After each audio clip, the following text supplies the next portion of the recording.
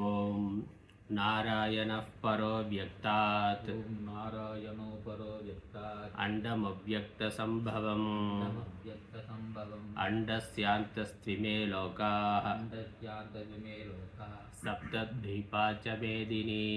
सप्तद्वीपा च मेदिनी. ஓம் ஸ்ரீகிருஷ்ணாய பரமாத்மனே நமः. श्रीकृष्णाय परमात्मने नमः.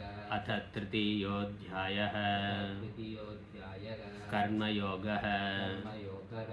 அர்ஜுன உவாச்ச अर्जुन उवाच ஜ்யாயசி சேத் கர்மணஸ்தே जायसि चेत् कर्मणस्ते மதா புத்திர்ஜனார்தன बुद्धिर्जनार्दन தத் கிம் கர்மணி கோரே மாம் तत्किं कर्मणि घोरे मां நியோஜயசி கேசவ योजयति केशव வியாமிஸ்ரேணேவ வாக்கியேன व्यामिश्रेण वाक्येन புத்திம் மோகயசீவ மே बुद्धिमोहयति मे ததேகம் வத நிஷ்சித்ய तदेकं वद निश्चित्य येन श्रेयोऽहमाप्नुयाम्. येन श्रेयोमवाप्नुयाम्.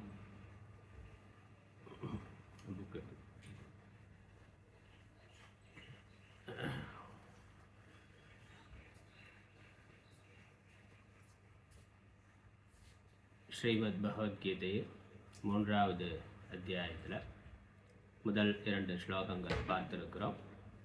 அர்ஜுனுடைய கேள்வியோடு தொடங்கி இருக்கின்றது. கர்மத்தை விட ஞானம்தான் மேலானது என்றால் என்னையே கோரமான ஹிம்சாமயமான கர்மத்தில் தூண்டுகின்றீர்கள் என்று அர்ஜுனன் கேட்டான். 2வது அத்தியாயத்தில் பகவான் ஞானம் கர்மம் 2ஐயும் உபதேசம் பண்ணார். ஞானத்தினுடைய பிரயோஜனம் கர்மத்தினுடைய பிரயோஜனம் 2ஐயும் எடுத்து சொல்லியிருக்கிறார். அவ்வாறு சொன்ன பிறகு நீ உன்னுடைய ஸ்வதர்மத்தை செய்வாயாக, கர்மத்தை செய்வதற்குத்தான் உனக்கு அதிகாரம் இருக்கின்றது, ஆகவே உன்னுடைய கர்மாவை நீ செய்வாயாக என்று கூறினார். அந்த அடிப்படையில் அர்ஜுனன் கேள்வி கேட்கின்றான். ஞானம்தான் மேலானது என்றால், ஞானம்தான் நேரடியான மோட்ச சாதனம் என்றால் மோட்சத்தை அடைய விரும்புகின்ற நான் பந்த காரணமான கர்மாவை ஏன் செய்ய வேண்டும், அதை நான் செய்ய வேண்டும் என்று என்னை ஏன் தூண்டுகின்றீர்கள்? உங்களுடைய இந்த உபதேசமானது எனக்கு குழப்பத்தை ஏற்படுத்துவது போல இருக்கின்றது. அதனால் 2இல் எது சரியானது, எதை நான் செய்ய வேண்டும் என்பதை நிச்சயித்து கூறுங்கள். அர்ஜுனுடைய கேள்வி. அதற்கு பகவான் பதில் சொல்லுகின்றார். ஞான வழியும் கர்ம வழியும். அவதாரிக்கை 3வது ஸ்லோகத்துக்கான ஒரு வரியில் சுருக்கமாக அவதாரிக்கை இருக்கு, படிக்கிறேன். பிரஷ்னானுரூபமேவ कृष्णानुरूपमेव பிரதிவச்சனம் प्रतिवचनं ஸ்ரீ பகவானுவாச்ச. भगवानुवाच. அர்ஜுனுடைய கேள்விக்கு ஏற்றாற் போல அதை ஒட்டியே பகவானுடைய பதிலானது இருக்கின்றது. அதிலிருந்து அர்ஜுனுடைய கேள்வி நியாயமானது, சரியானது என்று பகவான் ஏற்றுக்கொள்ளுகின்றார். இப்படி கேள்வி தப்புனா கேள்வி தப்புன்னு சொல்லியிருப்பார். ஆனால் ஆச்சாரியர் என்ன முகவரை கொடுக்குறார்? பிரஷ்ன அனுரூபம் ஏவ. அர்ஜுனுடைய கேள்விக்கு ஒட்டினார் போலவே அவனுடைய கேள்வியை ஏற்றுக்கொண்டு, அவனுடைய ஐயத்தை ஏற்றுக்கொண்டு, உன்னுடைய கேள்வி, உன்னுடைய சந்தேகம், உன்னுடைய மனக்குழப்பம் நியாயமானது தான் என்று ஏற்றுக்கொண்டு அதை தெளிவுபடுத்தும் விதமாக பிரதிவச்சனம் பதில் கூறுகின்றார். ஸ்லோகம் 3வது ஸ்லோகம். ஸ்ரீ பகவானுவாச்ச. श्रीभगवानुवाच. லோகேஸ்மின் द्विविधा निष्ठा लोकेऽस्मिन् द्विविधा निष्ठा पुरा प्रोक्ता मया नघ प्रोक्ता मया नघ ज्ञानयोगेन साङ्ख्यानां ज्ञानयोगेन साङ्ख्यानां कर्मयोगेन योगिनां कर्मयोगेन योगिनां श्रीभगवानुवाच भगवानुवाच लोकेऽस्मिन् द्विविधा निष्ठा लोकेऽस्मिन् द्विविधा निष्ठा पुरा प्रोक्ता मया नघ प्रोक्ता मया नघ ज्ञानयोगेन साङ्ख्यानां ज्ञानयोगेन साङ्ख्यानां कर्मयोगेन योगिनां कर्मयोगेन योगिनां ஸ்ரீ பகவான் உவாச்ச. அர்ஜுனுடைய கேள்விக்கு பிறகு பகவான் விடை கூறுகின்றார். ஹே அனக, இந்த மயானகன் முதல் வரியில் கடைசியில் இருக்கு அனக, அது அர்ஜுனனை குறித்து சொல்வது. அனக, ஹே அனக. அகம் என்றால் பாப்பம், அனக அனகம், அனக என்றால் பாப்பம் இல்லாதவன். பாப்பம் இல்லாதவன் புண்ணியசாலி, நிறைய புண்ணியங்களை செய்திருக்கிறான், தர்ம காரியங்களை நிறையா பண்ணியிருக்கிறான். பகவானிடத்திலேயே பகவானே குருவாக வந்து உபதேசம் பண்ணுற அளவுக்கு புண்ணியம் பண்ணியிருக்கிறான். அதனால் பாப்பம் இல்லாதவனேன்னு சொல்கிறார். பாப்ப சிந்தனை இல்லாதவனே, குற்றமற்றவனே, பாப்ப சிந்தனை இல்லாதவனே. புரா அஸ்மின் லோகே சாங்கியானாம் ஞானயோகேன யோகினாம் கர்மயோகேன த்விவிதா நிஷ்டா மயா புரோக்தா. புராண சிருஷ்டியினுடைய தொடக்கத்தில் உலகத்தை படைக்கின்ற பொழுதே ஜீவர்களை படைத்து மனிதர்களை படைத்து மனிதர்கள் எப்படி வாழ வேண்டும் என்று 2 விதமான வாழ்க்கை முறைகள் என்னால் ஆதியிலேயே உபதேசம் செய்யப்பட்டிருக்கின்றன. புராணம் முதலில்ங்கிற பொழுது சிருஷ்டியினுடைய தொடக்கத்திலேயே. அஸ்மின் லோகே, இந்த உலகத்தில், இந்த ஜீவர்கள் வசிக்கின்ற, இந்த மனிதர்கள் வசிக்கின்ற இந்த உலகத்தில், சாங்கியானாம், சாங்கியர்களுக்கு, சாங்கியம்ங்கிறது ஞானம், ஞானத்தை அடைய விரும்புகின்றவர்களுக்கு, ஞானத்தில் நிஷ்டை பெற விரும்புகின்றவர்களுக்கு, ஞான யோகேன, ஞான யோகத்தையும், ஞான யோகத்தின் வாயிலாக, யோகினாம், அதே மாதிரி இன்னொரு பிரிவு யோகிகள். யோகம் என்பது கர்மத்தை செய்ய, கர்ம யோகிகள், கர்மத்தை செய்ய விரும்புகிறவர்களுக்கு, கர்ம யோகேன, கர்ம யோகத்தினாலும், த்விவிதா, 2 விதமாக, நிஷ்டா, நிஷ்டையானது வாழ்க்கை முறையானது. இங்கே நிஷ்டாங்கிறது வாழ்க்கை முறை, வாழ்க்கையினுடைய லட்சியம் இதுதான் என்று நிர்ணயித்து அதை அடைவதற்காக செய்கின்ற சாதனைகள். அப்படி 2 விதமான வாழ்க்கை முறைகள். மயா புரோக்தா, என்னால் சொல்லப்பட்டது. பாஷ்யம். லோகே, ஒவ்வொரு பதமாக எடுத்துக்கொண்டு ஆச்சாரியர் விவரிக்கின்றார். நம்ம ஸ்லோகமாக படிக்கிற பொழுது அன்வயம் பண்ணி படிப்போம், வாக்கியமாக ஆக்கி படிப்போம். செய்யுளாக இருக்கிற பொழுது வார்த்தைகள் மாறி இருக்கும். பாஷ்யம் வந்து செய்யுள்ள எந்த முறையில் வார்த்தை இருக்கோ அந்த வரிசையிலே தான் பாஷ்யம் செய்வார்கள். புரிந்து கொள்வதற்காக சில இடங்களில் ஆச்சாரியரே, பாஷ்யக்காரர்களே அன்வயம் செய்வார்கள். லோகே, ஸ்லோகத்தில் இருக்கக்கூடிய அந்த கிரமத்திலேயே லோகே முதல் வார்த்தை. லோகேனா அஸ்மின், இந்த இந்த இந்த இந்த உலகத்தில்.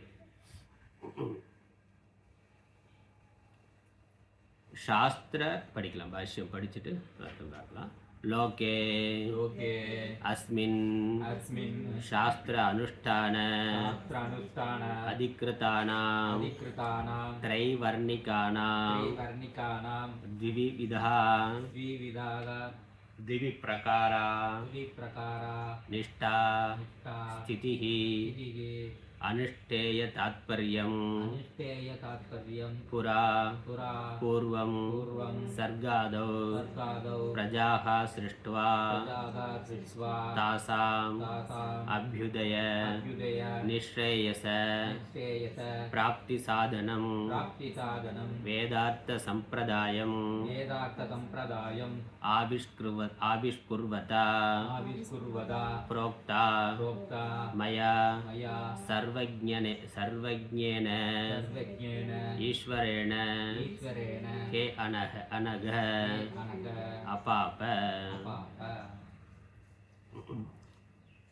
लोके अस्मिन् இந்த உலகத்தில் இந்த உலகத்தில் பல உலகங்கள் இருக்குது. இதில் இந்த பூலோகத்தில் இந்த உலகத்தில் சாஸ்திர அனுஷ்டான அதிகிருத்தானாம், சாஸ்திரத்தை அனுஷ்டானம் பண்ணுறதுல தகுதி உடையவர்களுக்கு, அதில் விருப்பம், அதில் ஸ்ரத்தை உடையவர்களுக்கு, அதில் தகுதி உடையவர்களுக்கு.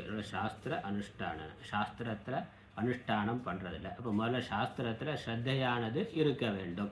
சாஸ்திரத்தில் ஸ்ரத்தை இருந்தால் தான் அதில் சொல்கிறத நம்ம அதன்படி வாழ வேண்டும் என்று நினைப்பார்கள். அப்படி சாஸ்திரத்தில் ஸ்ரத்தையோடு இருக்கின்றவர்களுக்கு அவர்கள் யார்? திரைவர்ணிக்கானாம், அவர்கள் சாஸ்திரத்தை படிக்கிறார்கள், அதில் ஸ்ரத்தை, அந்த 3 வர்ணத்தை சேர்ந்தவர்கள். 3 வர்ணம் பிராமண க்ஷத்ரிய வைசியர்கள். அவர்கள் வேதத்தை அத்தியனம் பண்ணுகிறார்கள், அதில் இருக்கிறத முறையாக கடைபிடிக்க வேண்டும் என்று நினைக்கிறார்கள். இங்கே ஸ்ரத்தை என்பதுதான் முக்கியம். சாஸ்திரத்தில் நம்பிக்கை உடையவர்கள், அதை பின்பற்றுகிறவர்கள், அது எவ்வளோ சிரமமாக இருந்தாலும் அதன்படி நான் வாழ்வேன் என்று நிச்சயம் செய்து கொண்டு இருக்கக்கூடியவர்கள். அவர்களுக்காக திவி விதா 2 விதங்களில், திவி விதான திவி பிரகாரம்னு சொல்கிறோமே, முறை, மெத்தட், 2 முறைகளில். நிஷ்டான ஸ்திதிஹின அனுஷ்டேய தாத்பரியம், அனுஷ்டானம் செய்ய வேண்டும் என்பதில் நிச்சயத்தை உடையவர்கள். சாஸ்திரம் சொல்லி இருக்கிறதுல அந்த சொல்லுகின்ற வாழ்க்கை முறையை நான் கண்டிப்பாக பின்பற்றுவேன் என்று பின்பற்றுவதில் ஆர்வமுடையவர்கள். அவர்களுக்கு 2 விதமான வாழ்க்கை முறை. புராண பூர்வம், முன்னால். எப்போ முன்னால்னா எவ்வளவு முன்னால்? சர்காதோ, சர்க்கம் சிருஷ்டியினுடைய ஆதியில், சிருஷ்டி தொடக்கத்தில், படைப்பினுடைய முதலில். எப்போ படைத்தாரோ அப்பயே சொல்லிட்டார். அப்புறம் பல காலத்துக்கு பிறகு திடீர்னு ஒரு இறை தூதராக இப்படித்தான் நீ வாழணும்னு சொல்லலை. அதனால் எப்போ படைப்பை தொடங்கினாரோ அப்பயே சொல்லிட்டேன். நடுவில் ஒரு காலத்தில் என்ன நிறையா பேர் அப்படி நிறைய மதங்கள் அப்படி இருக்குது. நடுக்காலத்தில் பல ஆயிரம் பல கோடி வருடங்களுக்கு பிறகு ஒரு 1000 வருஷம் 2000 வருஷத்துக்கு முன்னாடி தோன்றின மதங்கள் என்ன சொல்லுது?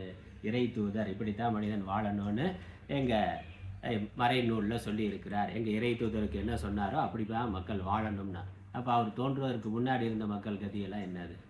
எங்கள் இறை தூதர் சொன்னபடி அவருக்கு இறைவன் எப்படி உபதேசம் பண்ணாரோ அந்த மறைநூல் படி தான் வாழணும். அப்படி வாழ்ந்தால் தான் நீங்கள் மேல் உலகத்துக்கு, இறைவன் இருக்கக்கூடிய பரலோகத்துக்கு போக முடியும். மற்றவர்கள் போக முடியாதுன்னா அந்த இறை தூதர் வருவதற்கு முன்னாடி வாழ்ந்தாங்களே பல கோடிக்கணக்கான மனிதர்கள், அவங்க கத்தியெல்லாம் எங்க? அவங்க கத்தியில் என்னுடைய மதத்தை சேராதவன்னாக்கா அவன் மீளா நரகத்துக்கு போவான் அப்படின்னு சொல்கிறான். பின்னாடி நடுவில் பல மதங்கள் சொல்லுது. அப்போ இவன் மதம் தோன்றுவதற்கு முன்னாடி இருந்தவனுக்கெல்லாம் என்ன கதி? இப்போ பகவான் தான் அதை சொன்னாருனாக்கா அப்போ பகவானே தப்பு பண்ணுறாருன்னு அர்த்தம். ஒரு பொருளை கையில் கொடுக்குற பொழுதே எப்படி பயன்படுத்தணும்னு சொல்லி கொடுத்தா தான் சரியாக பயன்படுத்துவான். பொருள் வாங்கின பிறகு டிவி வாங்குகிறோம், இல்லை ஏதோ ஒரு எலக்ட்ரானிக் பொருள் வாங்குகிறோம், வாங்கி 10 வருஷத்துக்கு அப்புறம் அதுக்கு மேனுவல் கொடுத்தான்னா, அவன் பொருளை கொடுக்குற பொழுதே மேனுவல் கொடுத்தா தான் அதை எப்படி பயன்படுத்துறதுங்கிறது அவனுக்கு தெரியும். பல வருடங்களுக்கு பிறகு ரிப்பேர் ஆகி கொண்டு அவன்கிட்ட போகிற பொழுது இந்த மேனுவல் இதுபடி தான் நடக்கணும், இது வரைக்கும் நீ இதுபடி நடக்கலைனாக்கா உனக்கு வாரண்டி கிடையாதுன்னா அது எப்போ அந்த மேனுவலை கொடுக்கணும்? பொருளை கொடுக்குற பொழுது தானே கொடுக்கணும். அப்படி சிருஷ்டி தொடங்கி பல 1000 வருடங்களுக்கு பிறகு பல கோடி மக்கள் போன பிறகு திடீர்னு ஒரு நாள் ஒரு இறை தூதரை அனுப்பிச்சு அவருக்கு உபதேசம் பண்ணாருன்னா அதெல்லாம் சரியான மதம் இல்லைங்கிறது தெரியுது.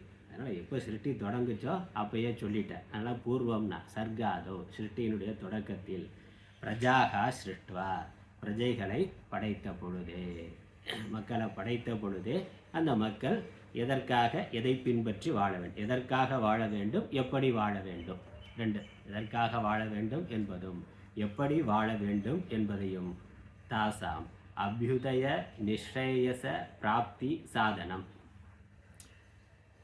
இந்த புருஷார்த்தம் என்று நம்ம வாழ்க்கையினுடைய நோக்கம், லட்சியம், அதை 2 விதமாக நம்ம 2 நிலைகளில் எடுத்துக்கொள்ள வேண்டும்.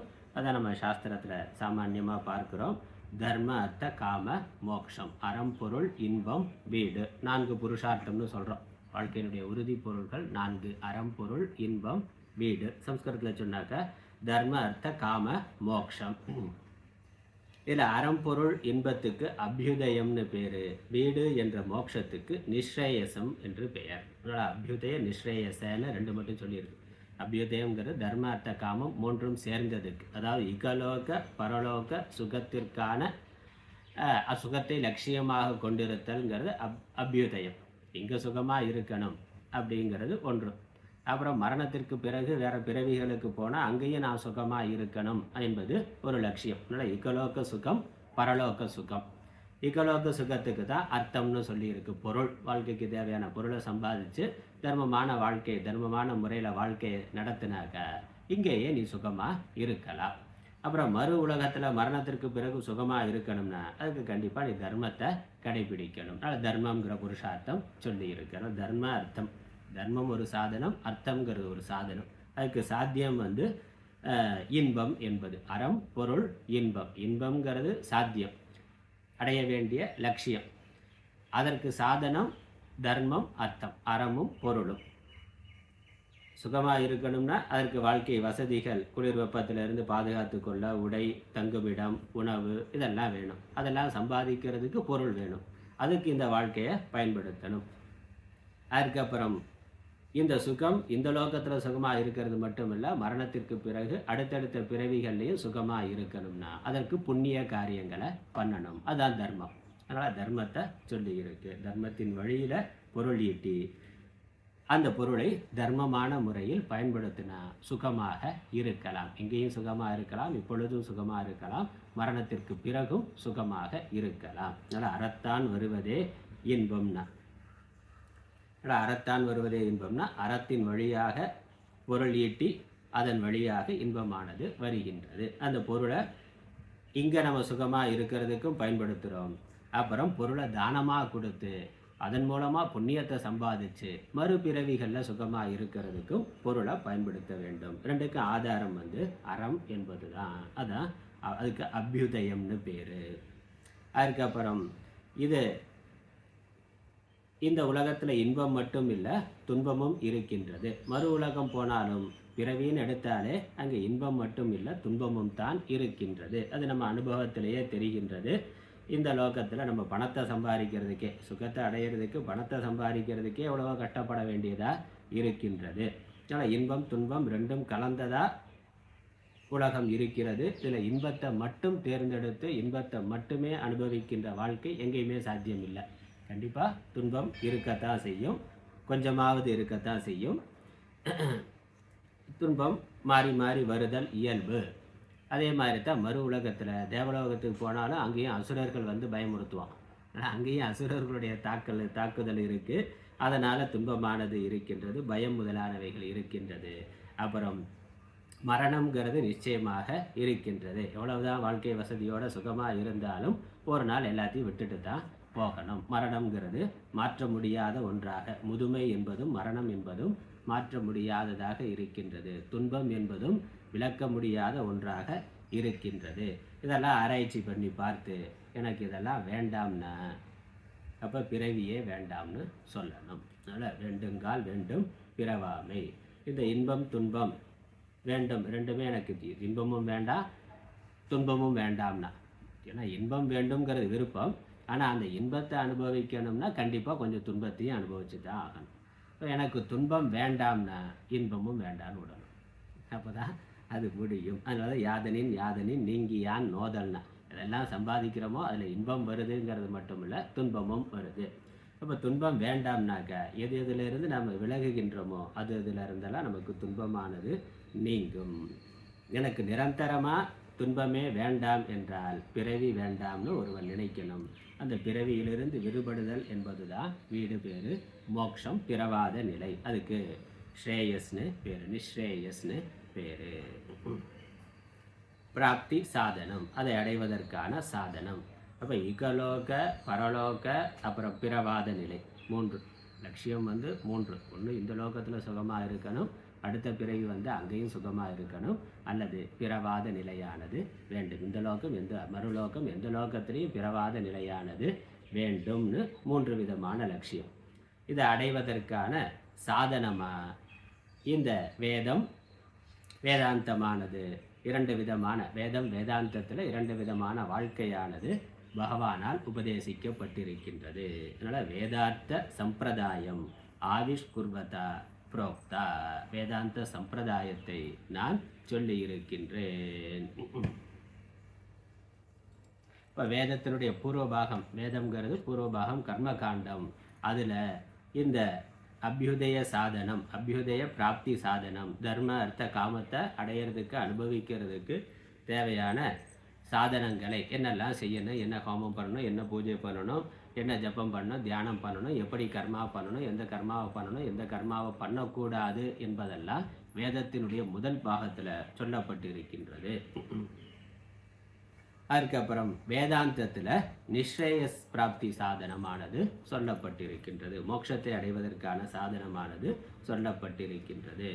அது ரெண்டையும் அதை வழி வழியாக பரம்பரையாக கொண்டு போகிறதுக்காக ஆதி குருவாக இருந்து மகாவிஷ்ணு அவரே பூர்வத்தில் உபதேசம் செய்திருக்கின்றார். வேதாந்த சம்பிரதாயம் ஆவிஷ்குர்வதா புரோக்தா, வேதாந்த சம்பிரதாயத்தை தொடங்கி வைத்து நான் உபதேசம் செய்திருக்கின்றேன்.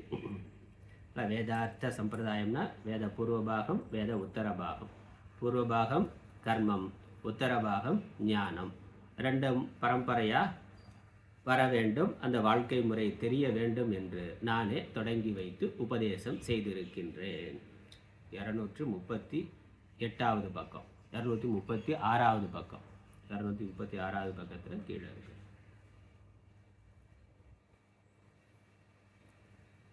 மயா, மயானா யாரு? ஈஸ்வரேன. ஈஸ்வரன் எப்படிப்பட்டவர்? சர்வஜன, சர்வஜேன, சர்வஜராக இருக்கக்கூடிய ஈஸ்வரனால். அதனால் மயாங்கிற பொழுது இங்கே கிருஷ்ணர், கிருஷ்ணருங்கிறது மகாவிஷ்ணு, மகாவிஷ்ணு பரமேஸ்வரன், சிருஷ்டிகர்த்தா, ஸ்திதிகர்த்தா, லயகர்த்தா அந்த பரமேஸ்வரனால், இது பரமேஸ்வரனாகிய என்னால் இது சொல்லப்பட்டிருக்கின்றது. அந்த பரமேஸ்வரன் சர்வஜன், அனைத்தையும் அறிந்தவர். அவர் அனைத்தையும் படைத்தவர் அவர் தான், அதை அறிந்தவர் அவர்தான். ஹே அனக, அனகன அபாப, பாப்பம் இல்லாதவனே. என்னுடைய அர்த்தம், தமிழ் அர்த்தம் பார்க்கலாம். இந்த சுந்தரராஜ சர்மா புக்கில் அதில் எத்தனாவது பக்கம்? பக்கத்தையே காணும், 95. ஞான வழியும் கர்ம வழியும் ஸ்ரீ பகவான் வினாவுக்கு ஏற்பவே மறுமொழி கூறலானார். அர்ஜுனுடைய கேள்வி எப்படியோ அதை ஏற்றுக்கொண்டு அதற்கு மறுமொழி, அதை மறுத்து சொல்லலை, அதற்கு ஏற்றுக்கொண்டு அவன் சொன்னது, அவன் கேட்டது, அவன் சிந்தித்தது நியாயமானது தான் என்று ஏற்றுக்கொண்டு அவருடைய வருத்தத்தை, சந்தேகத்தை தெளிவிப்பதற்காக மறுமொழி கூறுகின்றார், பதில் கூறுகின்றார். பாப்பமற்றவனே, முன்பு இந்த உலகத்திலே சாங்கியர்களுக்கு ஞான யோகத்தாலும் யோகிகளுக்கு கர்ம யோகத்தாலும் இருவகையான நிஷ்டைகளை யான் கூறினேன். யான் யாரு? எல்லாவற்றையும் அறிகின்ற ஈஸ்வரனான யான். எப்போ கூறினேன்? முன்பு சிருஷ்டி தொடக்கத்தில், முன்பு சிருஷ்டி தொடக்கத்தில், படைப்பினுடைய ஆதியில், படைத்த பொழுது ஜனங்களை படைத்து, உன்னோட பிரபஞ்சத்தை படைத்து, அதில் ஜீவர்களை படைத்து, ஜீவர்களுக்கான சரீரங்களை படைத்து, மனிதர்களை படைத்து அவர்களுக்கு கூறினேன். அவர்களுக்கு செல்வமும் முக்தியும் கிடைப்பதற்கு சாதனமான வேத பொருளின் சம்பிரதாயத்தை வெளிப்படுத்திய பொழுது கூறினேன். அப்படி எடுத்துக்கணும், கூறினேன். அதனால் செல்வம்ங்கிறது அபியுதயம், அபியுதயம்ங்கிறது செல்வம்னா. அப்போ இகலோக செல்வம், பரலோக செல்வம். இந்த லோகத்தில் சுகமாக இருக்கிறதுக்கு தேவையான செல்வம், பரலோகத்தில் சுகமாக இருக்கிறதுக்கு தேவையான செல்வம், அது புண்ணியம், அதை சம்பாதிப்பதற்கான வழிமுறைகள். அதனால் செல்வம், அபியுதயம்னா செல்வம்னு அர்த்தம். நிஸ்ரேயசம்னா முக்தி, செல்வமும் முக்தியும் கிடைப்பதற்கு சாதனமான வேத பொருளின் சம்பிரதாயத்தை வெளிப்படுத்திய பொழுது. இந்த வேதத்தினுடைய அர்த்தம் என்ன, வேதம் என்ன சொல்லுது என்று வேதத்தினுடைய தாத்பரியத்தை, வேதமோ அனாதி, அந்த வேதத்தினுடைய விஷயம் இதுதான் என்று அதை உபதேசம் பண்ணுகின்ற அந்த சம்பிரதாயத்தை முதல் குருவாக இருந்து அவர் அடுத்தடுத்த ரிஷிகளுக்கு சொல்லி இருக்கிறார். ரிஷிகள் அடுத்தடுத்த சிஷ்யர்களுக்கு, அடுத்தடுத்த தலைமுறைக்கு உபதேசம் பண்ணியிருக்கிறார்கள். அப்படித்தான் நமக்கு குரு சிஷ்ய பரம்பரையானது வந்திருக்கின்றது. சம்பிரதாயத்தை வெளிப்படுத்திய அந்த ஆவிஷ்குர்வதா அப்படின்னு இருக்கு, அதுக்கு வெளிப்படுத்தியன்னு அர்த்தம். சம்பிரதாயத்தை வெளிப்படுத்திய பொழுது நான் கூறினேன். இவ்வுலகத்திலே, லோகென இந்த உலகத்திலே, நூற்பொருளை அனுஷ்டிக்க அதிகாரம் பெற்ற 3 வர்ணத்தார்க்கும், இந்த வேதத்தினுடைய அர்த்தத்தை புரிந்து கொண்டு அதை பின்பற்றுவதற்கு அதிகாரம் பெற்ற, பின்பற்றலாம். இவர்கள் வேதத்தை படிக்கலாம், வேதத்தில் இருக்கக்கூடிய வைதிக கர்மாக்கள் எல்லாம் செய்யலாம் என்று வரையறுத்து சொல்லப்பட்ட அந்த 3 வர்ணத்தை உடைய மக்களுக்கும், பிராமண க்ஷத்திரிய வைசியர்களுக்கு, இருவிதமான நிஷ்டையை, இருவிதமான நிலையை, வாழ்க்கையான நிஷ்டையின நிலையை, அனுஷ்டிக்க கடவதிலே அமர்ந்து நிற்றலை கூறலானேன். அதை எப்படி அனுஷ்டிக்கணும்னு 2 விதமான வழிமுறைகளை, வாழ்க்கை முறைகளை கூறலானேன். அடுத்த வரி, இது வரைக்கும் தான் பாஷ்யம் பார்த்துருக்குறோம். அடுத்த சம்ஸ்கிருதத்தில் 237வது பக்கம். தத்ரகா சா த்விவிதா நிஷ்டா இதியாக, அந்த 2 விதமான நிஷ்டை என்ன என்று சொல்லுகின்றார். அதனால் முதல் வரியில் 2 விதமான வாழ்க்கை முறையை, 2 விதமான நிஷ்டையை நான் கூறியிருக்கிறேன்னு சொன்னார். யார் யாருக்கு கூறியிருக்கிறேன்னு சொன்னார், அது அடுத்த வரியில் சொல்லுகின்றார். யார் யாருக்கு என்னங்கிறத அடுத்த வரியில் சொல்லுகின்றார். ஞான யோகேன ஞானம் ஏவ யோகः தேன சாங்கியானாம் ஆத்மானாத்ம விஷய விவேக ஞானவதாம் பிரம்மச்சர்யாஶ்ரமாத்யேவ கிருத சந்நியாசாம் வேதாந்த விஞ்ஞான சுனிஷ்சிதார்த்தானாம் பரமஹம்ச பரபிரம்மணி ஏவ அவஸ்திதானாம் நிஷ்டா ப்ரோக்தா.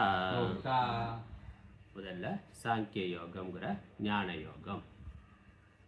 ஞான யோகேன, ஞான யோகேன ஞானம் ஏவ யோக ஞான யோகம். ஞான யோகம்ங்கிற வார்த்தையை பிரித்தா ஞானம் தான் யோகம், ஞான யோகம். ஞானமே யோகம், ஞானம் ஏவ யோகனா ஞானமே யோகம். அதனால் ஞானமும் யோகமும்னு 2 வார்த்தை இல்லை, ஞானம்தான் யோகம். படிக்கிறதையே சாதனை, படிக்கிறதே ஆன்மீக சாதனை. வேறு தனியாக படித்த பிறகு செய்கிறதுன்னு சாதனை இல்லை, படிக்கிறது தான் சாதனை. படிக்கிறது மூலம் ஞானத்தை அடைதல், அந்த ஞானத்தையே சிந்தித்து கொண்டிருத்தல் என்பது தான் இங்கே சாதனை, அதுதான் யோகம். அதனால் ஞானம் ஏவ யோகம், ஞான யோகம்.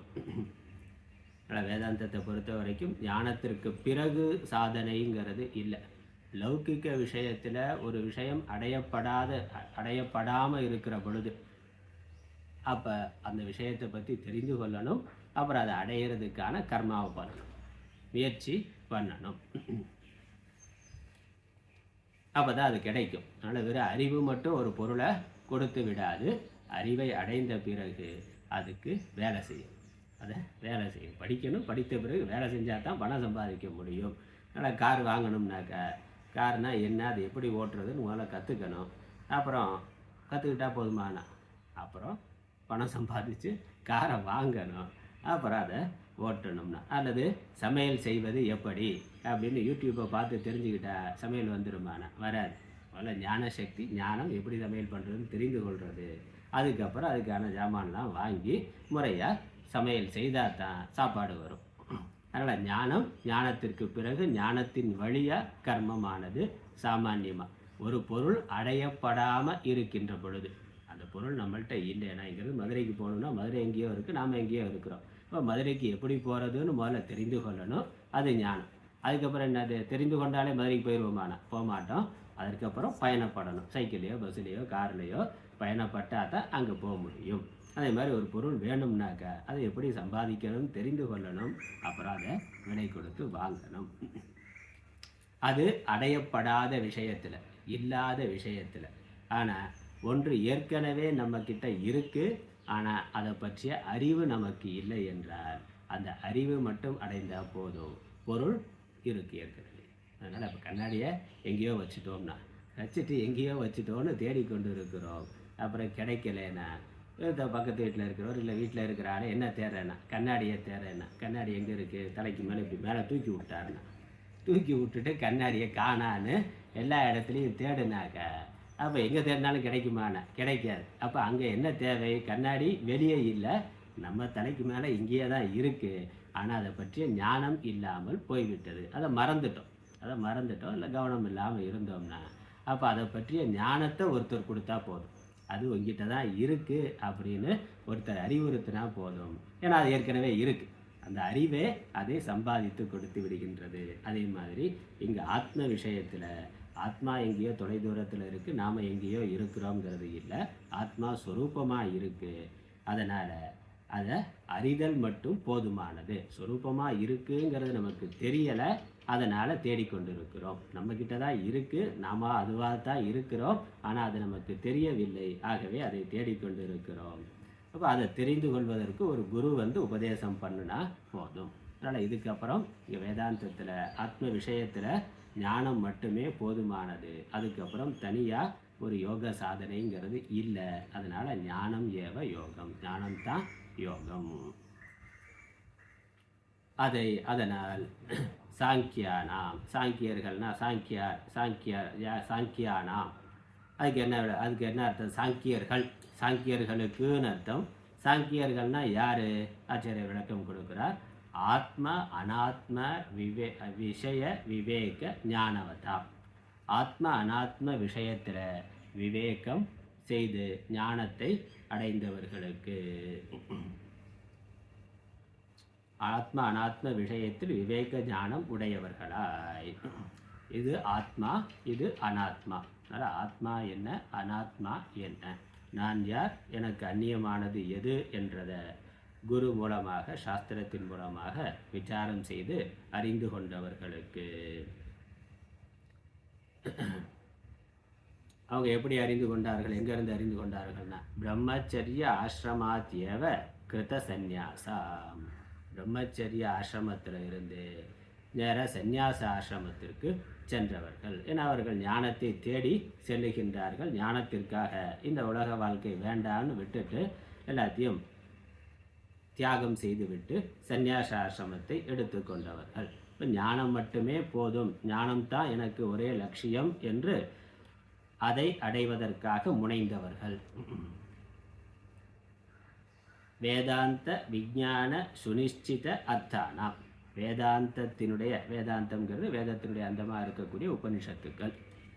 விஞ்ஞானம் அந்த வேதாந்தம் சொல்லுகின்ற ஞானம், வேதாந்தத்தினுடைய தாத்பரியம் என்ன என்று நிச்சயம் செய்தவர்கள், அதனுடைய அர்த்தத்தை நிச்சயித்து தெள்ள தெளிவாக புரிந்து கொண்டவர்கள். இப்போ உபனிஷத்துக்களை படித்து குரு மூலமாக கேட்டு அதனுடைய அர்த்தம், அதனுடைய தாத்பரியம், அதனுடைய விஷயம் இதுதான் என்று நிச்சயித்து புரிந்து கொண்டவர்கள். அவர்களுக்கு பரமஹம்ச சந்நியாசின்னு பேர். சந்நியாசத்துலேயும் நிறையா இருக்குது, நிறைய பிரிவுகள் இருக்குது. பகுத்தகம், குடீச்சகம், ஹம்சம், பரமஹம்சம்னு இருக்குது. இதில் பரமஹம்ச சந்நியாசிகள் அவர்களுக்கு தான் பரமஹம்ச சந்நியாசின்னு பேர். ஞானம் சாஸ்திரங்களை படிக்கிறது, அதிலேயே மனதை வைத்து நிற்றல் என்பது அதுதான் வாழ்க்கையாக கொண்ட சந்நியாச பிரிவுக்கு பரமஹம்ச சந்நியாசின்னு பேர். அதனால் அதுக்கு முன்னாடி பகுதக சந்நியாசி, குடீச்சக சந்நியாசின்லாம் இருக்குது. அவர்னால வேறு எங்கேயும் யாத்திரை பண்ண முடியலைனாக்கா பேசாமல் ஒரு குடிசையில் இருப்பார், அவ்வளோதான். ஃபிசிக்கலாக உடம்பு சரியில்லை, இல்லை ரொம்ப வயசாயிருச்சு அப்படின்னா பேசாமல் ஒரு இடத்துல இருப்பார். அதனால் ஒரு குடிசையிலேயே இருந்த இடத்துல அமைதியாக இருக்கிறவர் குடீச்சக சந்நியாசி. இல்லை ஒரு ஊராக சுற்றுறவர், ஒவ்வொரு தீர்த்தம் கோயில் அப்படின்னு சுற்றக்கூடியவருக்கு பகுதக சந்நியாசின்னு பேர். அப்புறம் ஹம்ச சந்நியாசி, பரமஹம்ச சந்நியாசி. தண்டம் முதலானவைகள்லாம் வைத்துக்கொண்டு முறையாக ஒரு சம்பிரதாயத்தை பின்பற்றி கொண்டு இருக்கிறவர் ஹம்ச சந்நியாசி. பரமஹம்ச சந்நியாசி அந்த தண்டம் முதலானவைகள் கூட இல்லாமல் எல்லாவற்றையும் விட்டு சாஸ்திரம் ஞானம் என்று மட்டும் இருக்கிறவர். அதனால் ஸ்ரவண மனன நிதித்தியாசனம் அதை மட்டும் செய்து கொண்டிருக்கிறவர். அவருக்கு பரமஹம்ச சந்நியாசி. அதனால தான் அவருக்கு என்ன வேதாந்த விஞ்ஞான சுனிச்சித அர்த்தானாம், வேதாந்தத்தினுடைய விஞ்ஞானத்தை, வேதாந்தத்தினுடைய விஷயம் இதுதான் என்று நிச்சயித்த ஞானத்தை உடையவர்கள்.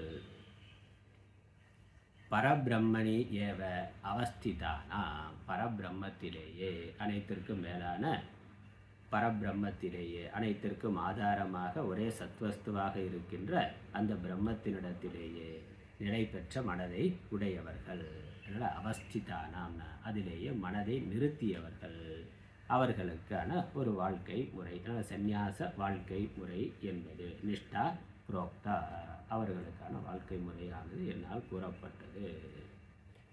இல்வாழ்க்கை, துறவு வாழ்க்கை, 2 விதமான வாழ்க்கை முறை என்னால் சொல்லப்பட்டிருக்கின்றது என்பதுதான்.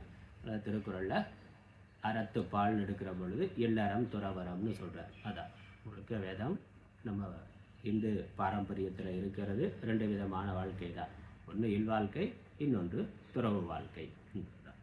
அந்த 2 விதமான 2 வாழ்க்கை முறையிலையும் இருப்பவர்கள் என்ன செய்ய வேண்டும், எப்படி வாழ வேண்டும், அதுதான் வேதத்தினுடைய தாத்பரியம். அதுதான் பகவானுடைய உபதேசத்தினுடைய தாத்பரியம். சந்நியாச வாழ்க்கையில் இருக்கிறவன் என்ன செய்யணும், இல்வாழ்க்கையில் இருக்கிறவன் என்ன செய்யணும். அடுத்த வரியும் படிச்சிடலாம். அப்புறம் நான் அதுக்கு இன்னும் கொஞ்சம் விளக்கம் சொல்கிறேன்.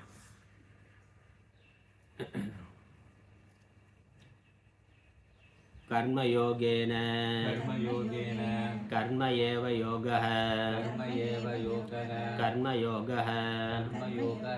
தேன கர்மயோகேன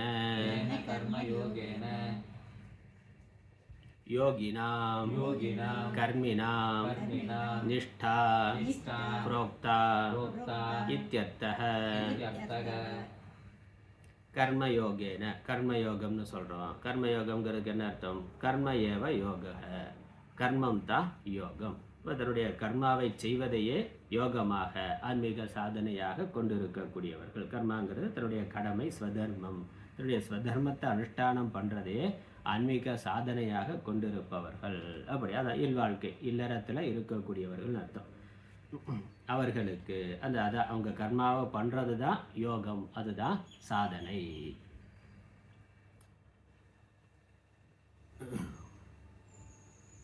அந்த கர்மாவை பண்ணுறதுலேயும் எந்த பாவனையோடு பண்ணணும் என்பதை தான் பகவான் உபதேசம் பண்ணுறார்.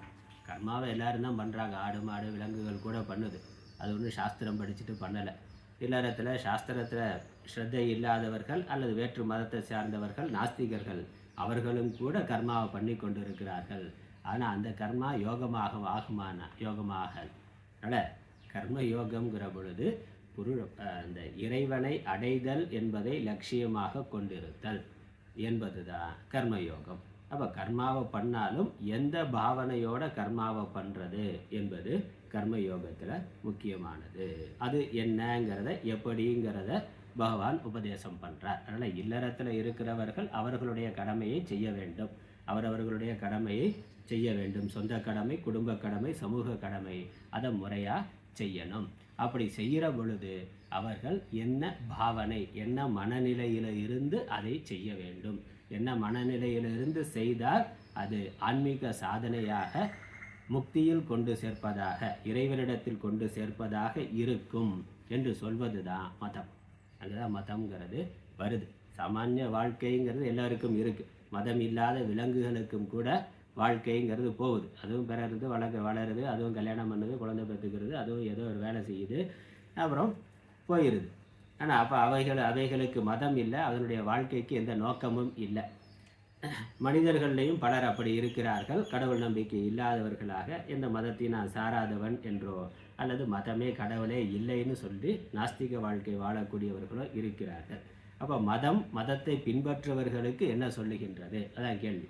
ஒவ்வொரு மதமும் அதை பின்பற்றுபவர்களுக்கு என்ன சொல்லுகின்றதுன்னா, நீ உன்னுடைய குடும்பத்தை நடத்துகிற பொழுது எவ்விதமான பாவனையானது உனக்கு இருக்க வேண்டும், எந்த எண்ணமானது இருக்க வேண்டும், எதற்காக நடத்த வேண்டும்ங்கிற ஒரு அறிவை, ஞானத்தை தருகின்றது. அந்த அறிவோட ஞானத்தோட அந்த மதத்தை பின்பற்றினா அந்த மதம் சொல்லுகின்ற கடவுளை ஒருவன் அடைவான்.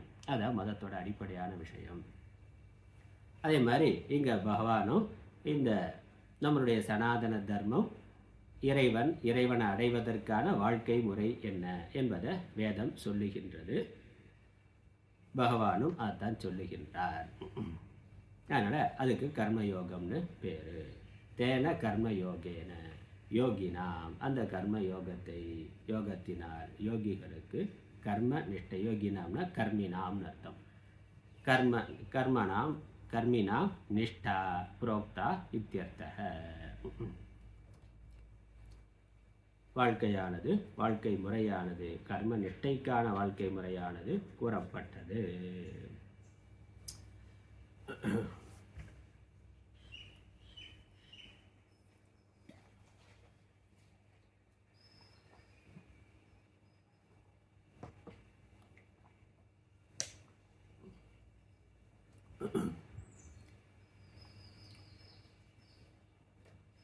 இதனுடைய தமிழ் அர்த்தம் பார்த்தோம்னா சுந்தரராஜ சர்மாவுடைய விளக்கத்தில் தொடர்ச்சி.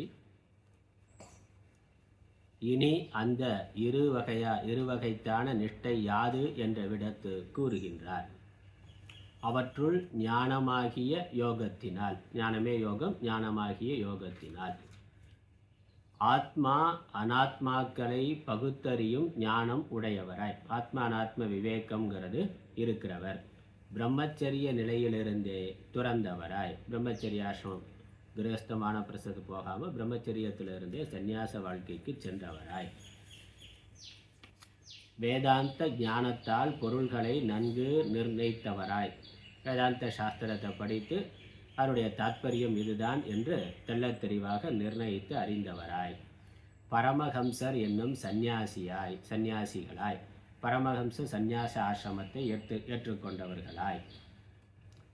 அவர்கள் என்ன பண்ணுறாங்க? பிரம்மத்திலேயே நிற்கின்ற சாங்கியர்களுக்கு, அவர்கள் தான் சாங்கியர்னா பிரம்மத்திலேயே பிரம்ம நிஷ்டையிலே பிரம்ம சிந்தனையிலேயே, பிரம்மத்திலேயே நிற்றல்னா பிரம்ம சிந்தனையிலேயே நிற்கின்ற, அதிலேயே மனதை நிறுத்திய சாங்கியர்களுக்கு, அவங்களுக்கு தான் சாங்கியர்னு பேர்.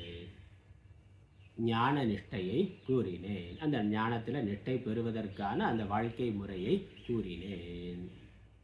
கர்மமாகிற யோகத்தால் யோகிகளான கர்மிகளுக்கு நிஷ்டை கூறப்பட்டது. கர்மம் அவருடைய ஸ்வதர்மம் அதை கடைபிடிக்கிறது. அதில் நிஷ்டை வருவதற்காக, அதில் சித்தி பெறுவதற்கான அந்த பாவனைகள், அந்த ஞானமும் சொல்லப்பட்டது என்பது பொருள். இதான் ஸ்லோகத்தினுடைய அர்த்தம். ஸ்லோகத்தோட அர்த்தம் இதோட முடியுது. அதுக்கு மேலே ஆச்சாரியர் இன்னும் விளக்கம் கொடுக்குறார். நம்ம பார்க்கறதுக்கு முன்னாடி நாம் கொஞ்சம் விளக்கம் பார்த்து கொள்ளலாம். இங்கே பாஷ்யப்படி பார்த்தாக்கா, சந்நியாசிகளுக்கு ஞானமும் கர்மிகளுக்கு கர்மமும், அதாவது இல்லறத்தில் இருக்கக்கூடியவர்களுக்கு கர்மமும், சந்நியாசிகளுக்கு ஞானமும், சாங்கியங்கிற ஞானமும் உபதேசிக்கப்பட்டு இருக்கிறது அப்படின்னு சொன்னால், இல்லறத்தில் இருக்கிறவங்க ஞானத்துக்கு முயற்சி, சாங்கியம் இந்த ஞானத்தை படிக்கலாமா வேணாமான்னு, இல்லறத்தில் எனக்கு தெளிவாக சன்னியாசிகளுக்குன்னு போட்டாக்க, அப்போ இல்லறத்தில் இருக்கிறவங்க பகவத்கீதையை படிக்கலாமா வேணாமான்னு, உபனிஷத்து படிக்கலாமா வேண்டாமான்னு கேள்வி வருது. ஆனால் இங்கே பகவான் உபதேசம் பண்ணுறது ஞானத்தையும் உபதேசம் பண்ணுறார், கர்மத்தையும் உபதேசம் பண்ணுறார். ரெண்டையும் யாருக்கு உபதேசம் பண்ணுறார்? அர்ஜுனனுக்கு தான் உபதேசம் பண்ணுறார். இப்போ அர்ஜுனன் இல்லறத்தில் இருக்கிறவனா துறவரத்தில் இருக்கிறவனா? இல்லறத்தில் இருக்கிறவர் தான். கிருஷ்ணர் இல்லறத்தில் இருக்கிறவரா துறவரத்தில் இருக்கிறவரானா? அவர் இல்லறத்தில் இருக்கிறவர். அவர் மகா குடும்பியாக இருக்கிறார். இவர் குடும்பினா அவர் மகா குடும்பினா அப்படி இருக்கிறார். அப்போ என்னென்னா, நம்ம இங்கே புரிந்து கொள்ள வேண்டியது, துறவு என்பது ரெண்டு விதம். ஒன்று பாக்கிய துறவு, இன்னொன்று ஆந்தர துறவு, அகத்துறவு, புறத்துறவு. இந்த புறத்துறவு, புறத்திலையும் குடும்பம் பொறுப்பு எல்லாத்தையும் விட்டுட்டு, எல்லா கர்மாவையும் விட்டுட்டு சந்நியாச வாழ்க்கை, புறத்திலேயே காவி அணிந்து கொண்டு வந்து விட்டவர்கள் துறவிகள், சந்நியாசிகள். அது புறத்துறவு. குடும்பமோ தொழிலோ பொறுப்போ எதுவும் இல்லாமல் எல்லாவற்றையும் விட்டு வந்தவர்கள். எந்த வைதிக கர்மாவும் பண்ணலை, எந்த லௌகிக்க கர்மாவும் பண்ணலை. சந்நியாச குடும்பம் முதலான எந்த உறவையும் வைத்து கொள்ளலை, எல்லாவற்றையும் தியாகம் செய்து விட்டார்கள். ஆனால் உறவு எதுவும் இருக்கக்கூடாது. சன்னியாசினாக்க உறவு எதுவும் இருக்கக்கூடாது, உடைமை எதுவும் இருக்கக்கூடாது. எந்த உடைமையும் வைத்து கொள்ளக்கூடாது, எந்த உறவையும் வைத்து கொள்ளக்கூடாது. அப்புறம் எந்த பொறுப்பு கடமைங்கிறதும் இருக்கக்கூடாது. அப்புறம் எந்த கொடுக்கல் வாங்கலும் இருக்கக்கூடாது. கொஞ்சம் வட்டிக்கு விட்டு இருக்கிறாருன்னா அது சாமியாராக இருந்து அதை பண்ணக்கூடாது. அது கொடுக்கல் வாங்கல்னா அந்த கொடுக்கல் வாங்கல்ங்கிற விவகாரம் இருக்கக்கூடாது. பொறுப்பு கடமைன்னு எதுவும் இருக்கக்கூடாது. உறவுகள் எதுவும் வைத்துக்கொள்ளக்கூடாது. உடைமைகள் எதுவும் வைத்துக்கொள்ளக்கூடாது. அதுதான் சந்நியாசத்தினுடைய முழுமையான தர்மம். அப்படி பார்த்தா நாமளே இல்லை, அது வேறு அது வேறு. ஆனால் சாஸ்திரம் சந்நியாசம்னா அதான் சொல்லியிருக்கு. சந்நியாசம்னாக்கா இதுதான், எந்த உறவும் இல்லை, எந்த உடைமையும் கிடையாது, எந்த பொறுப்பு கடமைகளும் கிடையாது, எந்த விதமான கொடுக்கல் வாங்கலும் இல்லாமல் இருத்தல் என்பது தான் சந்நியாச ஆசிரமத்துக்கு சாஸ்திரம் விதித்திருக்கக்கூடிய முறை. இன்னும் சொல்லப்போனால் இதெல்லாம் விடுறது தான் சந்நியாசம். எல்லா உறவுகளையும், எல்லா உடைமைகளையும், எல்லா பொறுப்புகளையும், எல்லா கொடுக்கல் வாங்கல் டிரான்சாக்ஷனையும் விடுறது தான் சந்நியாசம். அது சந்நியாசங்கிறது தனியாக அதுக்கப்புறம் ஏதோ ஒன்று சம்பாதிக்கிறது அடையிறது கிடையாது. சம்பாதிச்ச அனைத்தையும் விடுறது தான். அதெல்லாம் சேர்த்து வச்சுருக்கிறோமோ, எல்லாம் சம்பாதிச்சோமோ எல்லாத்தையும் தியாகம் பண்ணுறது தான் சந்நியாசம். அதனால் சந்நியாசங்கிறது விடுதல் தான், சேர்த்தல்ங்கிறது இல்லை. சேர்த்து வைத்திருக்கிறதெல்லாம் விடுறதுங்கிறது தான் சந்நியாசம். ஆனால் இது புறத்தில் நடக்கிறது பாக்கிய சந்நியாசம். அப்படி இல்லாமல் இல்லறத்தில் இருந்து கொண்டே மனதில் இதெல்லாம் விட முடியும். அது அகத்துறவு என்பது. இங்கே நம்ம அகத்துறவாக எடுத்துக்கொள்ளணும். இதில் புறத்துறவு அகத்துறவு எது ரொம்ப முக்கியம்னா அகத்துறவுங்கிறது தான் ரொம்ப முக்கியம். அகத்துறவுக்கு புறத்துறவு சகாயமாக இருக்குங்கிறதுக்காக புறத்துறவானது சொல்லப்பட்டிருக்கு. நான் புறத்தில் எல்லாவற்றையும் விட்டேன், மனசில் இருக்குன்னா மனசில் இவருக்கு உறவுகள் பற்றிய எண்ணம் இருக்குது, உடைமைகளை வைத்துக்கொள்ளணும், ஆசாபாசங்கள் மனசில் எல்லாம் இருக்குது. ஆனால் புறத்தில் எல்லாவற்றையும் விட்டார். அப்படி ஒருத்தர் இருக்கிறார். இன்னொருத்தர் புறத்துலேயும் எல்லாவற்றையும் விட்டார், மனசுலேயும் எதுவும் இல்லை. அப்படி ஒருத்தர் இருக்கிறார். இன்னொருத்தர் இருக்கிறார், மனசில் எதுவுமே இல்லை, ஆனால் புறத்தில் இல்லறத்தில் குடும்பத்தில் இருக்கிறார், சில கடமைகள் பொறுப்புகள் இருக்கார், செய்து கொண்டு இருக்கிறார். ஆனால் மனதில் எவ்விதமான பற்றுதலும் இல்லாமல் இருக்கிறார். இப்போ இதில் எது மேலானதுன்னாக்கா மனதில் விட்டிருக்கிறதுங்கிறது தான் மேலானது. மனதில் விடுறதுக்கு புறத்துறவுங்கிறது சகாயமாக இருக்கும். அதனால தான் திருவள்ளுவர் என்ன சொன்னார்? மழித்தலும் நீட்டலும் வேண்டாவாம் யாக்கைக்கு, உலகம் பழித்தது ஒழித்து விடுன்னா. அதனால் இந்த மழித்தல் நீட்டல்னாக்கா மொட்டை அடிச்சுக்கிறது, இல்லைன்னா ஜடை வச்சுக்கிறது. சன்னியாச ஆசிரமத்துக்கு 2 வேஷம்தான்.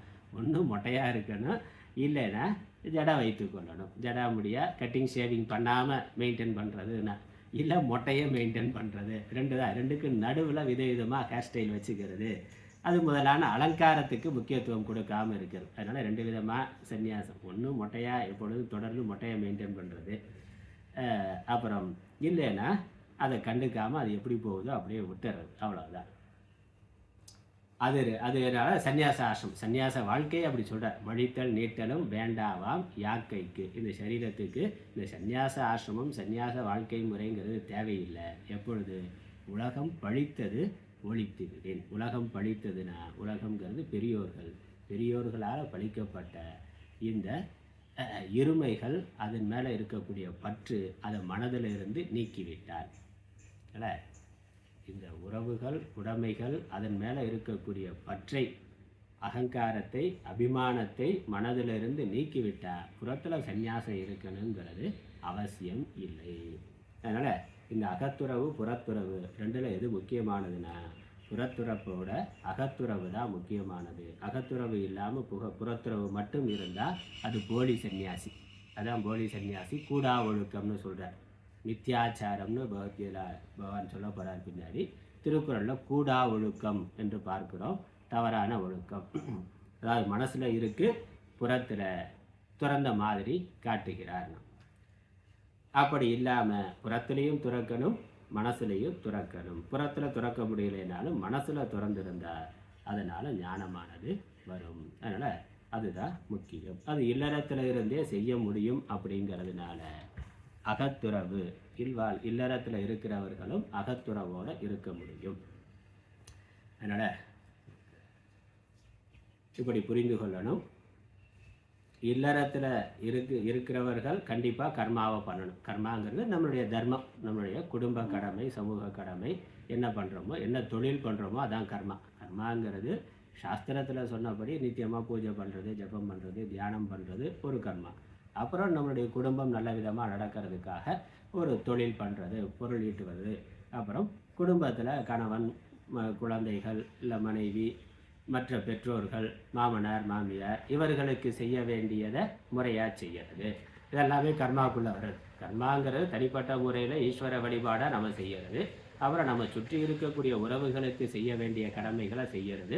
நம்மளுடைய வாழ்க்கை நடக்கிறதுக்கு தேவையான பொருளை ஈட்டுவது, இதெல்லாம் கர்மாங்கிறதுக்குள்ளே வர்றது. இப்போ இந்த கர்மாவை இல்லறத்தில் இருக்கிறவன் ஒரு பொழுதும் விடக்கூடாது. ஆனால் அந்த கர்மாவை செய்கின்ற பொழுது அவன் என்ன மனநிலையிலிருந்து செய்யலாம் அப்படிங்கிறதுல வேறுபாடு இருக்குது. மனதில் பற்றோடு செய்யலாம், ஞானம் இல்லாமல் கர்மாவை பண்ணலாம். எதுக்காக கர்மாவை பண்ணுறோம் அப்படிங்கிற தெளிவே இல்லாமல் பிறந்தோம் வளர்ந்தோம், கல்யாணம் பண்ணி வச்சாங்க, வேலைக்கு அனுப்பிச்சாங்க, படிக்க வச்சாங்க, படித்தோம்னா வேலைக்கு அனுப்பிச்சாங்க, வேலைக்கு போனோம், அப்புறம் கல்யாணம் பண்ணி வச்சாங்க, கல்யாணம் அப்புறம் குழந்தை தானாக வந்துருச்சு, அதை வளர்க்க வேண்டியது இருக்குது, அதையும் எப்படியோ வளர்த்தோம்னா அப்போ எவ்விதமான தெளிவான வாழ்க்கையை பற்றிய தெளிவான பார்வையும் இல்லாமல் வாழ்க்கையோட ஆடு மாடு விலங்குகள் மாதிரி அப்படியே வாழ்க்கையை போச்சுன்னா ஞானம் இல்லாமல் கர்மா மட்டும் இருக்குது. ஞானம் இல்லை, வாழ்க்கையை பற்றி அவனுக்கு ஒரு தெளிவான லட்சியம் கிடையாது, குறிக்கோள் கிடையாது. இருக்குன்னா ஸ்கூலில் பசங்க படிக்கிற பொழுது எதுக்காக படிக்கிறோம்னா அப்படின்னு கேட்டால் சில பசங்க தெளிவாக சொல்கிறான், நான் வக்கீல் ஆகணும், டாக்டர் ஆகணும், இன்ஜினியர் ஆகணும் அப்படின்னு அவனுக்கு ஒரு தெளிவாக அதில் ஒரு இது இருக்குது. இதுதான் என்னுடைய நோக்கம், அதனால் அதுக்காக நான் படிக்கிறேன், அதுக்காக நிறைய மார்க் வாங்கணும் அப்படின்னு சொல்லி ஒரு கவனமாக ஒரு லட்சியம் வைத்துக்கொண்டு ஒரு தெளிவான நோக்கத்தோடு அவன் படிக்கிறான். பெரும்பாலான மாணவர்கள் எப்படி இருக்கிறான், வீட்டில் அனுப்புகிறாங்க, வேறு வழி இல்லாமல் வர வேண்டியதாக இருக்குது, ஸ்கூலுக்கு படிக்க வேண்டியதாக இருக்குதுன்னு படிக்கிறான். அவனுக்கு ஏன் படிக்கிறோனுங்கிறது தெரியாது, எதுக்காக படிக்கிறோங்கிறது தெரியாது, படிக்கணும், வேறு வழி இல்லை, அதுதான் செய்தாகணும்னு இருக்கிறார்கள். அப்போ என்னது, அது ஞானம் இல்லாமல் கர்மாவை பண்ணுறது. இதுக்காக அப்படின்னு தெரிந்த நோக்கத்தோட கர்மாவை பண்ணுறது. அதனால் இந்த இல்லறத்தில் இருக்கிறவர்கள் கண்டிப்பாக கர்மா பண்ணணும், கடமையை செய்யணும். எதற்காக செய்கிறோம்னு தெளிவில்லாமல் கர்மாவை செய்கிறது சாமானியம், பெரும்பாலானவர்கள் அப்படித்தான் இருக்காங்க. அதற்கப்புறம் இன்னொன்று, ஞானத்திற்காக கர்மா பண்ணுதல். ஞானத்திற்காகனா இங்கே ஒரு ஞானத்தோட இன்னொரு ஞானத்திற்காக கர்மா பண்ணுதல்.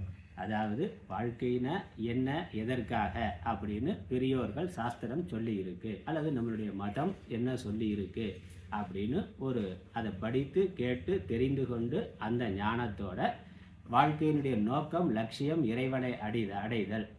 அந்த இறைவனை அடையணுங்கிற குறிக்கோளுக்காக இந்த இல்வாழ்க்கையை நான் நடத்துகிறேன் அப்படிங்கிற ஞானத்தோட கர்மா பண்ணுறது. அப்போ இறைவனை அடைதல் என்ற அந்த நோக்கம், அர்த்த காமத்துக்காக வாழ்க்கையை நடத்துறதுங்கிறது ஒரு பக்கம். ஆனால் இறைவன் தான் என்னுடைய வாழ்க்கையினுடைய நோக்கம், அந்த இறைவனை அடைவது தான் என்னுடைய குறிக்கோள். அதற்கு என்னுடைய ஸ்வதர்மத்தை நான் ஒழுங்காக செய்கிறேன், என்னுடைய கடமைகளை ஒழுங்காக செய்கின்றேன். ஏன்னா இந்த கடமைகள் இறைவனால் எனக்கு கொடுக்கப்பட்டது, ஏதோ நானாக தேர்ந்தெடுத்ததில்லை, பகவான் எனக்கு கொடுத்துருக்கிறார். அவர் இந்த சரீரத்தை கொடுத்துருக்கிறார், சுற்றி உறவுகளை கொடுத்துருக்கிறார், எனக்குன்னு சில அறிவு திறமைகளை கொடுத்துருக்கிறார். அதை நான் முறையாக செய்கின்றேன். ஆனால் நோக்கம் என்னது, இந்த கர்மாவை பண்ணி லௌகிக்கமாக வரக்கூடிய பலன்கள் என்னுடைய நோக்கம் கிடையாது, இறைவனை அடைதல்ங்கிற நோக்கம், அதுதான் என்னுடைய லட்சியம் என்று அந்த ஞானத்தோட கர்மா பண்ணுறது. அந்த இறைவனை அடையிறதுக்கு என்ன வேணும்னா ஆத்ம ஞானமானது வேணும்னு அடுத்த நிலையில் சாஸ்திரம் சொல்லுது. அப்போ அந்த ஆத்ம ஞானத்தை அடைவதற்கான சித்த சுத்திக்காக என்னுடைய கர்மாவை பண்ணுகிறேன். இறைவனை அடையணுங்கிறது முதல் நோக்கம். இறைவனை அடைவதற்கு என்ன வழின்னு கேட்குற பொழுது சாஸ்திரம் என்ன சொல்லுது, ஆத்ம ஞானம் தான் மோட்சத்தை தரும்னு சொல்லுது. அதான் பகவத்கீதைக்கு முன்னாடியே பகவான் சொன்னார். அப்புறம் அந்த ஆத்ம ஞானத்துக்கு என்ன தேவைன்னா சித்த சுத்தி தேவை, மன தூய்மைங்கிறது தேவை. அந்த மன தூய்மை எப்படி வரும், அது என்னுடைய ஸ்வதர்மத்தை ஒழுங்காக பண்ணுறதுனால வரும்னு சாஸ்திரம் சொல்லுது, பெரியவங்க சொல்லி இருக்காங்க. அதனால் நான் என்னுடைய கர்மாவை பண்ணுறேன். இப்போ நான் கர்மாவை பண்ணுறேன், எதுக்காக பண்ணுறேன்னா அதிலிருந்து வரக்கூடிய லாபத்துக்காக பண்ணலை, என்னுடைய மனது தூய்மையாக வேண்டும், என்னுடைய மனதில் இருக்கக்கூடிய விருப்பு வெறுப்பு, பொறாமை, பேராசை, இந்த மாதிரியான கெட்ட குணங்கள் எல்லாம் போகணும் என்பதற்காக நான் கர்மாவை செய்கின்றேன் என்று கர்மாவை பண்ணுறது ஞானத்திற்காக கர்மாவை செய்தல் ஆகும். அதனால் முதல்ல ஞானம் இல்லாமல் கர்மாவை பண்ணுறது, பிறகு ஞானத்திற்காக கர்மா பண்ணுறது. இன்னொரு பிரிவு என்னென்னா உயர்ந்த நிலை, அடுத்த நிலை. அந்த கொஞ்ச நாள் அப்படி ஞானத்துக்காக கர்மாவை பண்ணி அதனால் விருப்பு வெறுப்புகள்லாம் நீங்கி மனது ஒரு அமைதி அடைகின்ற பொழுது நமக்கு இந்த பகவத்கீதை உபனிஷத்துக்கள் தத்துவ சாஸ்திரங்களை படிக்கணுங்கிற ஆர்வமானது வரும். நான் படிக்கிறதுக்கு எவ்வளவோ விஷயங்கள் இருக்குது.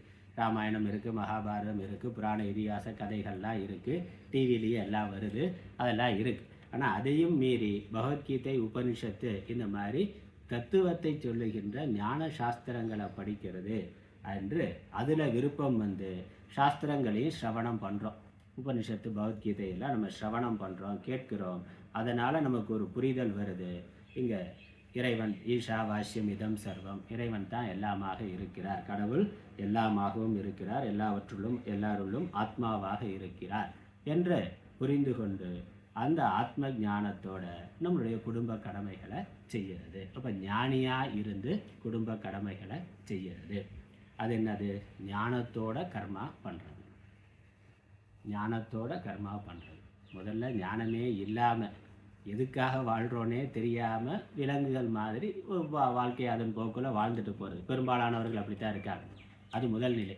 இரண்டாவது நிலை, மதத்தின் மேலே நம்பிக்கை கொண்டு மத நூல்களை படித்து கேட்டு அதில் சொல்லுகின்ற சாதனைகள்லாம் பின்பற்றி அதனுடைய முடிவாக நான் இறைவனை அடைய வேண்டுங்கிற லட்சியத்தோடு கர்மாவை பண்ணுறது. அதுக்கப்புறம் அந்த சரியை கிரியை யோகம்லாம் பண்ணி அதனால் ஒரு சித்த சுத்தி வந்து அப்புறம் ஞானத்துக்கும் ஞான சாஸ்திரங்களையும் படித்து அந்த ஞானத்தோட கர்மாவை பண்ணுறது. அந்த ஞானத்தோடு கர்மா பண்ணுற பொழுது என்ன ஆகுதுன்னா அங்கே தானாகவே ஒரு சந்நியாச மனநிலையானது வந்து விடுகின்றது. உலகத்தில் இருந்தாலும் குடும்பத்தில் இருந்தாலும் அதில் இருக்கக்கூடிய சுக துக்கங்களில் பெரிதாக பற்றுக்கொள்வது இல்லை, அதிலக்கெல்லாம் முக்கியத்துவம் கொடுக்கறது இல்லை, அதில் எல்லாம் அலட்டிக்கிறது இல்லை. அந்த மனநிலை ஒரு விரக்த மனநிலை, அதுதான் வைராக்கியமுடைய மனநிலைன்னு சொல்கிறோம். அல்லது தாமரை இலை தண்ணீர் போல. உலகத்தில் இருந்தாலும் சமூகத்தில் இருந்தாலும் குடும்பத்தில் இருந்தாலும் அதில் அதீதமான எதிர்பார்ப்பு இல்லாமல் நாம் நம்ம வேலையை செய்து கொண்டு போகிறது என்ற அந்த பக்குவ நிலை, அது சந்நியாச மனநிலை. அந்த சந்நியாச மனநிலை இருந்தாக்க இல்லறத்தில் இருந்தாலும் ஒருவன் வேதாந்த சாஸ்திரங்களை கேட்கிற பொழுது ஞானமானது வரும். அவன் சாங்கியன்தான். அந்த சந்நியாச மனநிலையில் இருந்த அவன் சாங்கியன்தான். அதுதான் முக்கியமானது. அந்த பற்றற்ற நிலை, லௌகிக்க விஷயத்தில் அதீதமான எதிர்பார்ப்பு இல்லாத நிலை. குடும்பம் இருக்குது, நம்ம வளர்ந்து ஒரு 40-50 வயசு ஆயிடுச்சு, நமக்கு ஒரு மெச்சூரிட்டி வந்துடுச்சு, நமக்கு இன்னும் உலகத்தில் விதவிதமாக சாப்பிடணுங்கிறதோ விதவிதமாக பார்க்கணுங்கிறதுலாம் பெரிய இன்ட்ரெஸ்ட் இல்லைன்னா. ஏன்னா எவ்வளவோ பார்த்தாச்சு, கேட்டாச்சு, அனுபவிச்சாச்சு, எல்லாம் ஒரே மாதிரி தான் இருக்குது. ஒரு குழந்தைக்கு இருக்கிற மாதிரியோ அல்லது ஒரு இளம் வயதில் இருக்கிறவர்களுக்கு மாதிரியோ ஒரு உலகத்திலிருந்து பெரிய எதிர்பார்ப்பு நமக்கு இல்லை. இருக்கிறோம், நமக்குன்னு குடும்பம் குழந்தைகள் இருக்குது, அவர்களை வளர்க்கிறோம், அவர்களுக்கு செய்ய வேண்டியதை செய்கிறோம். அவர்களுக்கு ஏதாவது நிறைய ஆசைப்பட்டாங்கன்னா அவங்களுக்கு விதவிதமாக சாப்பாடு முதலானவைகளை வாங்கி கொடுக்கலாம். ஆனால் நமக்கு அதில் இன்ட்ரெஸ்ட்டு இல்லை, ஆசை இல்லை அப்படின்னா அது ஒரு பற்றற்ற நிலை தானே. குழந்தை ஐஸ்கிரீம் விரும்புதுன்னா பேரம்பேத்தி ஐஸ்கிரீம் கடைக்கு போகிறோம், அவங்களுக்கு வாங்கி கொடுத்துட்டு நம்ம சும்மா உட்காந்துருக்கலாம். ஏன்னா அவனுக்கு அதில் இருக்கக்கூடிய ஆசை நமக்கு இல்லை. அவன் அதை அவன் ரசித்து ருச்சி சாப்பிட்ற மாதிரி நாம் சாப்பிட முடியுமாண்ணா? நமக்கு ஏன்னா நம்ம அந்த மெச்சூரிட்டியை கடந்துட்டோம். அதுக்கான அந்த பக்குவம் அந்த குழந்தையோட மனநிலை கடந்து ஒரு மனநிலை இருக்குது. சொல்லப்போனால் ஐஸ்கிரீம் வேண்டாண்டா, அது உனக்கே கெடுதல்டா, உடம்புக்கு கெடுதல், நல்லதில்லை அப்படின்னு சொல்லுவோம். ஆனால் அவன் கேட்க மாட்டான். ஏன்னா அதில் இருக்கக்கூடிய அந்த ருச்சிங்கிறது அந்த வயசில் பிரதானமாக இருக்குது. அதனால் நம்ம அந்த இடத்துல ஒரு சலனம் இல்லாமல் அவர்களுக்கு செஞ்சுட்டு நாம் ஒட்டியும் ஒட்டாமலும் இருக்கிறோம். அதே மாதிரி எல்லா விஷயத்திலும், சாப்பிட்ற விஷயத்தில் மட்டுமில்லை, எல்லா குடும்ப விவகாரங்கள்லையும் குழந்தையாக இருக்கிறவோ ஒரு மாதிரி இருப்பான். இல்லை இளம் பருவத்தில் பசங்க இருந்தாங்கனாக்கா பையனோ பொண்ணோ இளம் பருவத்தில் இருக்கிற பொழுது அவங்களுடைய ஆசா பாசம் வேறு மாதிரி இருக்குது. நம்ம என்ன சொன்னாலும் அவனுக்கு அது புரிய மாட்டேங்குதுன்னா அப்போ நம்ம சொல்கிறத சொல்லிவிட்டு அவனுக்கு எவ்வளவு சகாயம் பண்ண முடியுமோ பண்ணலாம். அதுக்கு மேலே அவன் தலையெழுத்து அவன் அனுபவிக்கிறத அனுபவிக்கட்டும்னு வேடிக்கையாக பார்க்க முடிஞ்சா அதான் பற்றற்ற மனநிலை. அதான் சந்நியாசிக்கான மனநிலை. அப்போ இல்லறத்தில் இருந்தாலும் அது வைராக்கியமுடைய மனநிலை. அவன் சாங்கியன், அவன் வேதாந்தம் படிக்கிறதுக்கு தகுதி உடையவனாக இருக்கின்றான். அது மனதில் இருக்கக்கூடிய சந்நியாச நிலை. இதுதான் இல்லறத்தில் இருக்கிறவர்களுக்கு பகவான் சொல்கிறது. அதனால் ஞானமே இல்லாமல் கர்மாவை பண்ணுறது, அப்புறம் ஞானத்திற்காக அல்லது மோட்சத்திற்காக இறைவனை அடைவதற்காக கர்மா பண்ணுறது, அல்லது இன்னும் பக்குவம் வந்து வேதாந்த சாஸ்திரங்களை படித்து புரிந்து கொண்டு ஞானத்தோட இல்லறத்தில் இருந்து குடும்ப கர்மாக்களை குடும்ப காரியங்களை செய்து கொண்டு இருத்தல், அது இல்லறத்தில் இருக்கிறவர்களுக்கு இதுதான் வாழ்க்கை முறை. அதனால் கர்மாவை விடுதல்ங்கிறது எந்த நிலையிலும் இல்லை. இல்லறத்தில் இருக்கிறவன் கர்மாவை ஞானம் இருந்தாலும் கர்மாவை விடாமல் செய்யணும். சந்நியாச வாழ்க்கையில் இருக்கிறவனுக்கு கர்மாங்கிறது எந்த நிலையிலும் இல்லை. சந்நியாசத்துக்கு ரெண்டே நோக்கம்தான், ஒரே நோக்கம்தான். ஒன்று ஞானத்திற்காக சந்நியாசம் அல்லது ஞான நிஷ்டைக்காக சந்நியாசம். சந்நியாச நிலையில் கர்மாங்கிறது இல்லவே இல்லை. எந்த விதத்துலேயும் கர்மா, ஏன்னா சந்நியாசங்கிறதே கர்மா விடுறது தான். இல்லை சன்னியாசி ஆனதுக்கப்புறம் அவன் கர்மாவை பண்ணுறான்னா, ஏதோ வேலையை பண்ணுறான்னா, சந்நியாசங்கிறதே வேலையை விடுறது தான் சந்நியாசம். அப்போ சந்நியாசத்துக்கு பிறகு என்னென்னா, சந்நியாசத்துக்கு பிறகு ஒரே ஒரு நோக்கம்தான், ஞானம்தான்.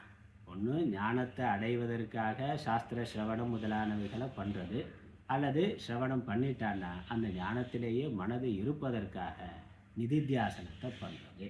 இதை தவிர சன்னியாசிக்கு வேறு எதுவுமே சாஸ்திரத்தில் விதிக்கப்படலை. ஸ்கூல் நடத்துறது, காலேஜ் நடத்துறது, இல்லை சோசியல் சர்வீஸ் பண்ணுறது, மருத்துவமனை நடத்துறது, இல்லை கோயில் நடத்துறதுலேருந்து இதெல்லாம் நம்ம சமூகத்தினுடைய தேவைக்காக ஒரு பண்ணுறோம், அவ்வளோதான். கலியுகத்தில் வந்து இதெல்லாம் சொல்கிறதுக்கு, ஏன்னா குருகுல முறை இருந்த பொழுது, நம்ம பாரம்பரிய கல்வி இருந்த பொழுது இதை சன்னியாசி பண்ணணுங்கிறது இல்லை.